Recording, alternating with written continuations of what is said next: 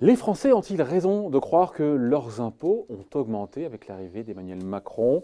Parce que quand on les interroge, ils sont 2 tiers, et oui, tenez-vous bien, 2 tiers à en être convaincus. Bonjour Raphaël. Bonjour David. Raphaël Legendre, journaliste à l'opinion, sondage OpinionWay pour les Échos et Radio Classique.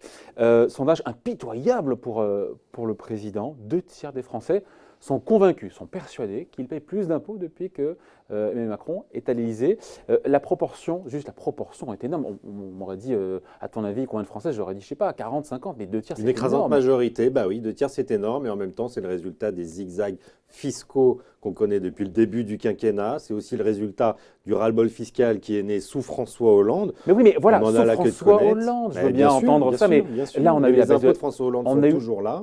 Ouais. Et la crise des Gilets jaunes est née de quoi? D'un ras-le-bol fiscal, énième édition, parce qu'on entend parler de quoi? De hausse de CSG, de hausse des prix sur le tabac, des taxes sur le tabac, des hausses de fiscalité verte, de hausse d'impôts, de hausse d'impôts, de hausse d'impôts. Et il y a un phénomène bien connu en psychologie sociale qui s'appelle la dissonance cognitive, qui La fait qu'une dissonance mauvaise cognitive. Ouais. nouvelle percute beaucoup plus l'esprit des gens eh bien, que les bonnes nouvelles, alors qu'il y en a eu beaucoup des bonnes nouvelles en matière de fiscalité aussi. Ouais. Et puis les baisses de prix, comme on dit souvent aussi, sur ce qu'on consomme tous les jours. Pardon, les hausses de Les prix, hausses sur, de prix sur impactent ce qu'on consomme beaucoup tous les plus. jours impactent plus l'esprit que les baisses de prix de trucs qu'on va acheter moins souvent, comme une voiture ou, encore, ou un écran d'ordinateur. Une un prime ordinateur, à la reconversion, effectivement, impactera beaucoup moins l'esprit des gens que la hausse des prix courants du quotidien, qui ont beaucoup augmenté. Il y a eu une forte inflation en fin d'année sur les prix alimentaires, vestimentaires. Enfin, il y a quand même beaucoup de baisses Des d'impôts. prix à la pompe aussi. Oui, donc, mais il y a la baisse de la taxe d'habitation, encore une fois, et les baisses des cotisations. alors voilà. Et les gens, finalement, ont le sentiment, alors que les chiffres, pardon, enfin, si on croit les chiffres du gouvernement, ils peuvent être faux, mais on nous annonce que, quand même, depuis l'arrivée de Macron, c'est 8 milliards d'euros de baisse d'impôts. Il faut voir ce qu'on met dedans aussi, on n'est pas naïf. À la mi-mandat, ce sont les chiffres du rapporteur général du budget, effectivement, 8 milliards de baisse nette d'impôts, donc net de la hausse de la CSG, net de hausse sur la fiscalité du tabac, au bout de 2 ans et demi. Sauf que Donc il y a un décalage entre la réalité des chiffres, 8 milliards d'euros net de baisse d'impôts, et le ressenti des Français. il y a deux décalages. Ouais. Il y a un décalage entre la répartition, il faut voir quelle est la répartition de ces baisses d'impôts, et puis il y a aussi un décalage temporel entre les hausses d'impôts qui ont été annoncées d'un coup et les baisses. Alors, si je reprends sur ces 8 milliards d'euros de baisse d'impôts, il faut quand même expliquer que la majorité de ces baisses sont dues à la suppression de l'ISF et la mise en place de la flat tax sur les revenus du capital. Ces baisses d'impôts N'a pas été réparti Elle de manière concerne égale, mais majoritairement les 1% des foyers les plus aisés en France. C'est quasiment 5 milliards d'euros. Ça ne laisse que 3 milliards d'euros de baisse d'impôts pour les 99 autres. Donc ces baisses donc ils ont raison, les sont Français. assez légères. Non, ils n'ont pas raison, Bah, parce que les oui. impôts, l'un dans l'autre, quand même, baissent, notamment Attendez, 5 par la milliards, suppression. 5 milliards pour 1% des Français, 3 milliards pour 99% des autres. Oui, sauf que ce sont ces 1% qui payent, et très majoritairement, le plus d'impôts en France aussi. Donc c'est normal que quand on baisse les impôts, ceux qui en payent le plus en profitent.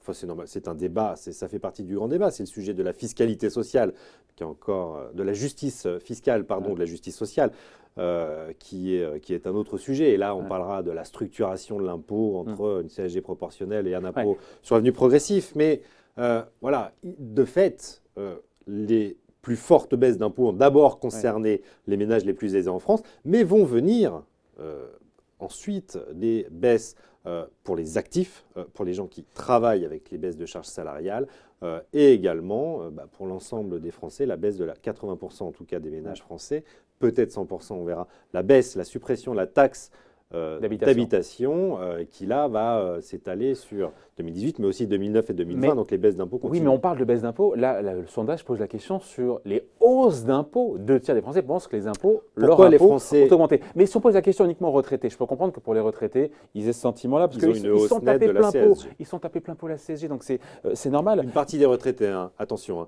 40% des retraités les plus modestes n'ont pas subi la hausse de la CSG, et Emmanuel Macron a annoncé en fin d'année que pour 20% Oui, mais- supplémentaires à peu près, il allait revenir Ah, mais ça, c'est sur la- ces hausses de CSG. ça, Mais dans c'est- le ressenti, effectivement, les retraités, qui, je le rappelle, ont un niveau de vie supérieur à celui des actifs en moyenne. Ce n'est pas très politiquement de le dire, mais il faut quand même bien expliquer que ce transfert entre les retraités et les actifs a été fait parce que les retraités aujourd'hui en France ont un niveau de vie supérieur à celui des actifs, mais c'est effectivement eux qui ont subi la hausse de la Ouais. CSG.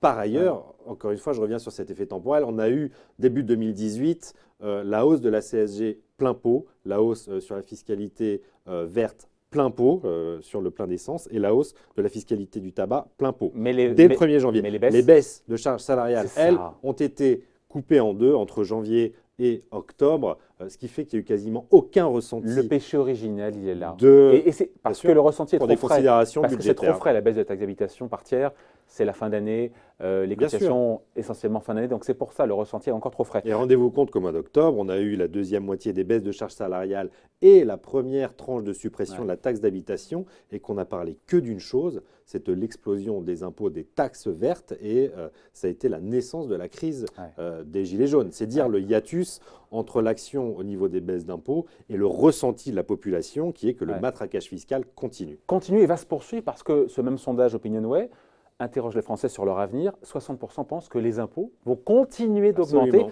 alors que aucune hausse d'impôts n'est prévue par le Mais gouvernement. non seulement Il aucune n'y a rien hausse qui est d'impôts, prévu. Il y a la taxe d'habitation, encore une fois, par tranche, un tiers qui va se poursuivre 2019, Absolument. 2020. Là, on se dit quand même que c'est problématique pour le gouvernement. Non, mais non seulement ça, mais vous avez quand même 10 milliards d'euros de mesures qui ont été Oui. annoncées par le président de la République fin décembre qui concernent principalement des retours sur des hausses d'impôts qui étaient prévues. Ça veut dire que ce message n'a pas été entendu. Vous avez la hausse de la prime d'activité pour le pouvoir d'achat, vous avez la défiscalisation des heures supplémentaires, donc pouvoir d'achat également, mais ressources fiscales en moins pour le gouvernement, et l'annulation de la hausse de la CSG pour toute une partie des retraités. Ça veut dire que le message présidentiel, 10 milliards d'euros, ça va coûter, ça va peser lourd dans l'équation budgétaire de la France pour l'année prochaine et les années suivantes si on continue de geler la taxe carbone. Eh bien, le message sur les impôts n'a pas été, selon ce sondage, entendu par la population. Ça fait poser question. Alors, ils ont peur des hausses d'impôts. En même temps, quand on leur pose des questions sur les impôts qu'ils voudraient voir augmenter, nouvelle tranche Ceux des d'impôts sur autres. le revenu, Bien sur sûr. d'impôts sur le revenu pour donc les hauts plus salaires. 85% des Français sont pour, 71% sont pour le rétablissement de l'ISF. J'aurais imaginé un pourcentage encore plus Presque super, important. ouais. Donc, on se dit que l'impôt, le bon impôt, l'impôt qui est juste, C'est l'impôt des autres. C'est l'impôt qu'on ne paye pas. Exactement. C'est On une voit à vieille quoi lune, le grand débat on va sait bien aboutir. comment ça fonctionne. Exactement. On est contre nos propres impôts, mais on est toujours pour que celui Qui le d'à paye. côté et qui gagne un peu plus le paye. C'est malheureux. C'est ce qui Ça va ouvre une brèche, ressortir ça ouvre une, très ça clairement dans entrouvre le une débat. porte pour le gouvernement, on le voit bien là. C'est en tout cas une réflexion qui est en cours au sein du Parlement et même au sein du gouvernement. On parle beaucoup d'une nouvelle tranche supérieure d'impôt sur le revenu ou alors d'une multiplication des tranches au sein de l'IR qui pourrait monter jusqu'à 14 tranches. C'était une des propositions de Jean-Luc Mélenchon, renforcer la progressivité de l'impôt sur le revenu. Tout ça, ça veut dire quoi? Ça veut dire plus d'impôts. Alors que on est quand même dans un Plus pays… d'impôts pour les plus fortunés. Pour les autres, mais on part d'une crise qui naît d'un ras-le-bol fiscal et on termine par plus d'impôts à la fin. C'est quand même Plus d'impôts pour le les grand hauts paradoxe. salaires. Alors pour les autres, toujours pour les autres, bien sûr. On est en France le pays le plus taxé au monde. Je pense que si on veut calmer la colère populaire, eh bien, il faut baisser l'impôt et l'impôt pour tous parce que les 20% des Français les plus aisés, qui sont déjà ceux qui ont payé le plus fort écho à la participation publique durant le quinquennat de François Hollande, ce sont eux qui ont été principalement matraqués, en tout cas qui ont subi les plus fortes Classe hausses moyenne supérieure, c'est ça d'impôts, les classes moyennes supérieures ou les petits riches, ceux qui continuent à payer l'ISF au travers de l'impôt sur la fortune immobilière parce qu'ils ont quelques propriétés. Ces gens-là sont aussi le moteur de l'économie, ce sont les cadres supérieurs des grosses, Et le ras-le-bol fiscal, des grosses boîtes. il est pour eux. On les entend pas trop, eux, mais c'est eux qui portent quand même la plus forte contribution fiscale. Ça a été prouvé qu'il n'y a pas, encore une fois, on n'est pas dans le… C'est pas un point de vue, hein, c'est mathématique. Quand on regarde qui a payé. On trouve Bien que sûr. c'est cette catégorie-là. Mais bien sûr. Sur la taxe d'habitation pour les 20% des Français les plus aisés, quand on pose la question aux Français via ce sondage OpinionWay, 65% des Français sont pour que le maintien de la taxe d'habitation pour les 20% les plus aisés. 20% les plus aisés, c'est 2200 euros par À partir mois. de 2500 euros par mois, Voilà. 4 Voilà ce 000 qu'on appelle euros, aisé. pour un couple. Voilà. On peut poser 65%. la question. Mais ce sondage montre donc très bien qu'en France, on est d'accord pour baisser ses propres impôts et on veut toujours augmenter les impôts des autres. Ouais. C'est pareil pour la dépense publique. On est pour la baisse Ça, de la dépense publique. Hyper intéressant. C'est très clivant. Mais La question a été posée pour baisser les impôts. On dit qu'il faut a priori baisser la dépense publique, vous ne direz pas le contraire, ou il faut tonifier la croissance, qui dit plus de croissance dit plus de recettes fiscales. Sauf que les Français ne sont pas prêts, on a compris, à faire des concessions là-dessus, sur les services publics. Pour payer moins d'impôts, seuls 54% sont prêts, c'est une courte majorité, à baisser la dépense publique pour qu'il y ait moins d'impôts pour tous. On comprend que c'est toujours très clivant. Et puis c'est dans une logique très générale de poser la question comme ça. C'est un peu comme les niches fiscales. Il y a un chien qui aboie derrière chaque niche fiscale. Sur la dépense publique, c'est pareil. De manière générale, on se dit qu'en France, puisqu'on entend que la France est un pays assez dépensier, on peut se dire qu'il faut baisser la dépense publique. Dès qu'on rentre dans des domaines particuliers, c'est-à-dire, et la question est posée dans la lettre d'Emmanuel Macron aux Français, quel service public pourriez-vous imaginer être fermé? Là, ça devient très compliqué de cibler tel ou tel service, parce qu'on a cette demande qu'on pourrait croire contradictoire entre moins d'impôts et davantage de services publics.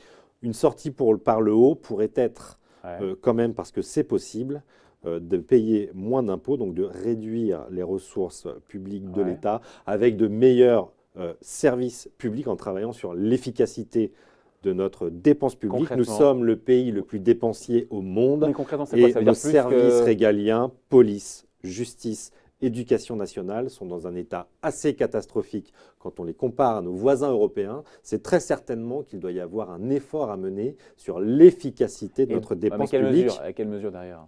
Pas le sujet du jour du tout. D'ailleurs, on sort. Alors, simplement, des mesures, les rapports de la Cour des comptes, par exemple, en fourmillent. Mais quand vous avez 6 services de l'État qui sont dans les territoires dédiés aux questions du logement, alors même que les territoires ont eux-mêmes leurs propres services de développement du logement, le millefeuille. On peut penser que sur le millefeuille territorial, il y a peut-être des efforts à faire. Voilà. Et pour finir là-dessus, sur les droits de succession, 80% des Français, il ne faut pas toucher contre une augmentation des droits de succession. C'est un sujet très sensible. Emmanuel Macron l'a fermé à plusieurs reprises et encore lors de son dernier grand débat avec les maires. Et pourtant, les Français, dont la passion pour l'égalité est quand même bien connue, dénoncent l'injustice fiscale ou sociale.